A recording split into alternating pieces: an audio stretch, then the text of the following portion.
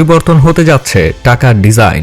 এবার এর সত্যতা নিশ্চিত করলেন কেন্দ্রীয় ব্যাংক এবং অর্থ মন্ত্রণালয়ের কর্মকর্তারা। আগামী 6 মাসের মধ্যে বাজারে আসতে যাচ্ছে নতুন ডিজাইনের টাকা। এইসব টাকায় থাকবে না শেখ মুজিবুর রহমানের ছবি।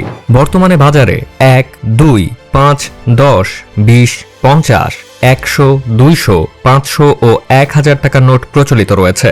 এছাড়া 1, 2 ও 5 টাকার ধাতব মুদ্রাতেও শেখ মুজিবের ছবি লক্ষণীয়। 1972 সালে স্বাধীন বাংলাদেশে সর্বপ্রথম 1, 5, 10 ও 100 টাকার নোট ছাপা হয়, যেগুলোতে ছিল শেখ মুজিবের ছবি। পরবর্তীতে কয়েকবার সরকার পরিবর্তনের সাথে সাথে এসব নোট বাতিল হয় এবং বাজারে আসে নতুন ব্যাংক নোট। 1996 সালে আওয়ামী লীগ ক্ষমতায় আসার পর আবারও নোটে যুক্ত করা হয় শেখ মুজিবুর রহমানের ছবি। এবার নতুন ব্যাংক নোট ছাপাচ্ছে বাংলাদেশ ব্যাংক। এইসব নোটের ডিজাইনে প্রাধান্য পাবে বাংলাদেশের বিভিন্ন ধর্মীয় স্থাপনা, ঐতিহ্য এবং জুলাই বিপ্লবের গ্রাফিতি।